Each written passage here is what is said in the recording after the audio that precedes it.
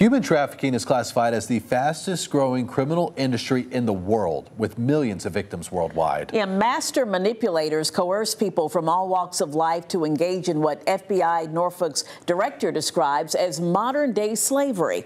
But how big of a problem is it in Virginia? New at 6, Sarah Hammond is digging into that.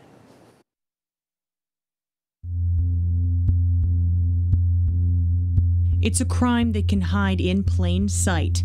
In a hotel, a car, online, in your own bedroom. A lot of times the victims are walking among us. With $150 billion and 28 million victims worldwide, it's a criminal industry Special Agent in Charge Brian Dugan has spent years investigating with the FBI.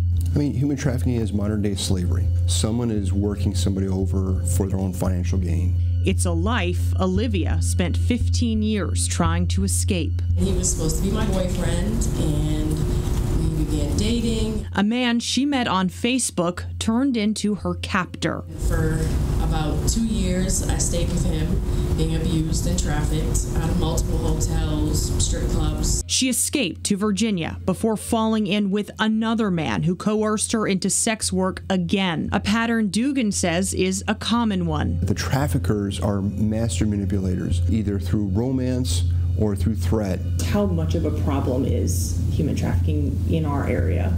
It's probably happening more than we like to think. According to the National Human Trafficking Hotlines database, more than 10,000 cases were identified in 2021, involving close to 17,000 victims nationwide. 140 of those cases were in Virginia. This is a crime that happens in plain sight in almost every community.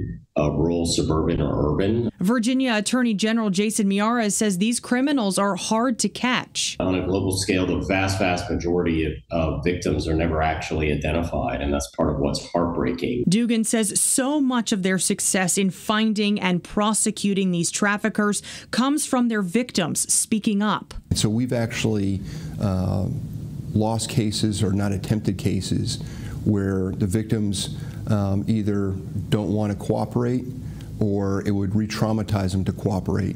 The biggest thing is finding the victims and getting them out of the lifestyle. The investigations come second. But Miyares and Dugan say their offices are trying hard to change that. On the FBI side, Dugan says they're always online watching. We have a thing called Operation Cross Country, and that's a surge where the FBI takes the lead, and for 2 days or a week, we and all our partners do nothing but either lures or we go out and address cases that we know. Statewide, Governor Glenn Youngkin created a human trafficking task force. New laws now make training to spot trafficking mandatory for college freshmen and certain businesses like hotels. Within the last 2 years, a law allowing affirmative defense for trafficking victims was passed, as well as a vacator law. That means certain convictions for trafficking survivors could be wiped from their record. Olivia is the first trafficking survivor in Virginia to benefit, with misdemeanor prostitution charges expunged from her record, a sign she's starting over.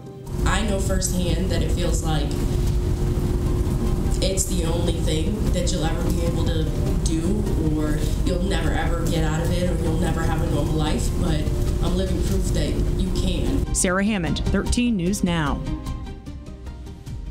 And something both Attorney General Jason Miyares and Special Agent in Charge Brian Dugan say helps more than people realize is if you see something, say something. They say tips from people just like you are invaluable. If you see someone who does not have control over their own documents, showing signs of abuse, withdrawn, or even branding on their skin, they ask you to take note and let law enforcement know. Okay.